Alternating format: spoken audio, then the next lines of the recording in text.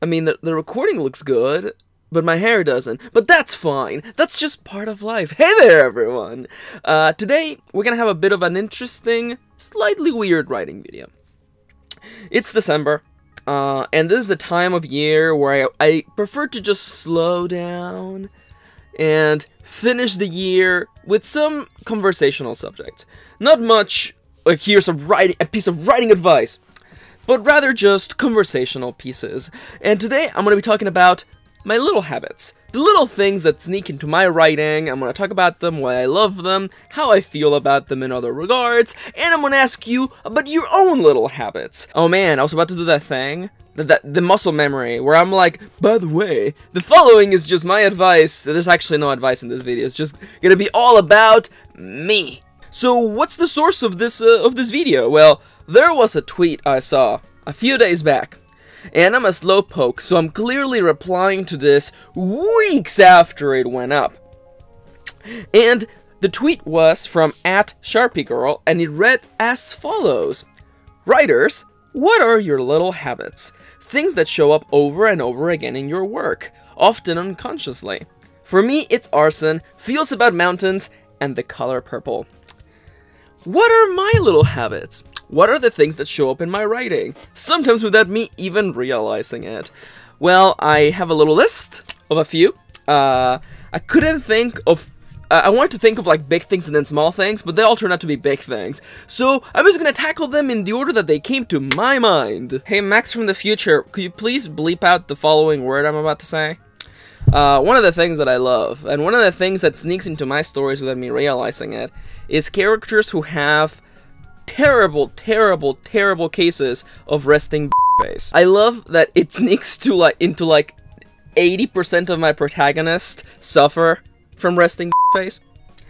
And I'm sorry, Max in the future, you're gonna have to bleep a lot of this out. And thinking about it, the reason why I like it is because it creates a clear juxtaposition between the exterior and the interior of a character. And of course, it also comes back to the idea that looks are deceiving, and you can't judge books by their covers, especially for all my protagonists that tend to be people who hold a lot of things inside of them, and who the exterior they present to the world may not inherently be the reality inside of them. I feel like the most recent example of this would be Claire from Masks of Glass. What she puts out to the world is not who she really is. What's something else that I just adore, that just sneaks into my writing? Communication issues! And we're not talking about like, oh no, if only the characters just talked with one another, the plot would be solved. In a way, that's part of it, but I love communication issues in which a person says something, and the other person makes assumptions based on what they said, and they don't ask them to clarify themselves, and then they just go on to feel wrongly about them, or to take the wrong impression. I love that stuff. And I totally get that stuff like this can be super, annoying in certain stories, but I don't know. For me, when I'm writing it, I just love it when there's communication problems between characters. Especially if they're the two characters that I can end up... That's the stuff, man. Oh, that's so good. Nothing spices a relationship like some communication issues. And the other thing that shows up in my stories that I just love, it's just great, is the other point of view is equally important. And I find that shows up primarily in the aspect of my antagonists. I don't think I've ever written an antagonist that whose point of view was never presented in the story, and whose motives were not fully explained. There is a story that I'm going to be publishing next year, and then the title isn't even finalized, but let's just say that, I go all the way with showing the antagonist's points of view, and to the extent where, even as I was writing it and revising it, I was like, I don't know who's in the right and who's in the wrong, and that's the best stuff. I love that. I'm sitting there going, I don't know. Let's call her D. I don't know. D's got some good points. I'm not gonna lie to you. I have never been a fan of stories with black-white morality because that's not how the world works.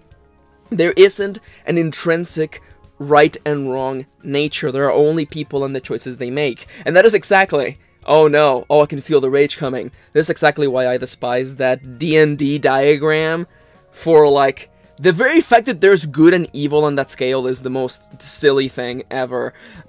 Morality doesn't work like that. It is not a range from good to evil, but rather a prism of grace. What is a person willing to do for their own selfish nature, and how much are they willing to sacrifice for others? Do they believe in the lawfulness of the world around them, or do they oppose them? That's a huge, huge, huge subject. It might even be the subject of next week's video. I don't know. But it's too much, and I'm gonna back off from talking about morality again, because I can go along on this. Now, the last little thing that I was thinking about, because I wanted to have big things and small things small things didn't come to me. One thing that I thought was small, but then I was like, Max, I do this. Max, you do this all the time. Introspection. Characters not literally looking at themselves in the mirror, but looking inside of themselves. I love that. It happens so often. I can't help it, especially for stories told in first person point of view. I feel like you gotta have that. And for me, every time the chance props up, especially in between chapters, I'm like, okay, let's go. A full serving of introspection, all for me. Oh man, there's nothing sweeter than when a character is doing something that they believe is wrong and they acknowledge it. I almost, or in some sort of way tackle it. Because a part of me feels like it's kind of lame when a person is doing something bad and they kind of justify it in some sort of a jaded or flimsy way. I very much prefer when someone is like, yeah, I'm doing the wrong thing and I'm probably a bad person. And that's interesting. That's a nice dynamic. You never see that. You seldom see that. And that's why like stuff like that really interests me. Introspection, looking into yourself, gives a character a lot of chance to look at their choices, look at what they've done, look at what things are happening, and just talk about their emotions. These are my little habits. Things that sneak into my writing, more often without me realizing it. Some are silly, like a particular character's default expression, and others are bigger. Points of view, morality, introspection. I hope you enjoyed listening to me talking about things that I love, and I would love to hear what your little habits are in the comments down below. Please feel free to share. I read all the comments, and if you have a question, I will definitely answer it, and I may even take it as a subject for a future video. It's December, things are slowing down, you're probably about to get out of school, then there's family, then there are the holidays, or if you're working retail, the holidays. There's a lot of stuff going on. And that's why we're kind of taking it slow here over at Mr. Karen, youtube.com/Mr. Karen. Taking it slow. Conversational subjects, vlogs, but videos, they ain't stopping. So, I hope you enjoyed today's video. As always, as we're wrapping into the formal outro, I want to let you know real quick that I have a Twitter account where you can follow me for inspirational stuffs, information on what I'm doing, updates on when videos go up, and just little tidbits of #TheLifeOfMax. Additional to that, if you enjoyed this video and want to make sure that I can continue making them for the foreseeable future, please consider checking out my Patreon. Patreon is a wonderful website where you can pledge a little bit of your money every month and help me create more content and get cool perks along the way. And now, as it is custom, I want to give a big shout out to the special patrons on the screen. Thank you so much for your support, it means the world to me. And if you're interested in becoming a patron, and you're like, I don't know how much to give, $1. $1 a month gets you to watch my videos a week in advance. And honestly, and I say this every time and no one believes me, but it's true, especially if you've seen the other side of YouTube, $1 a month is more than YouTube will ever give me from one viewer.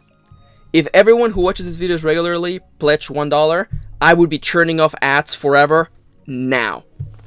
So, there's that little tidbit over there. If you enjoy my stuff, check out Patreon. But now, we're in the outro. It's been a long video. I want to thank you for tagging along. Thank you for spending a little bit of your day with me. And I hope that you go out there, enjoy your day, and have a lovely, lovely, lovely day.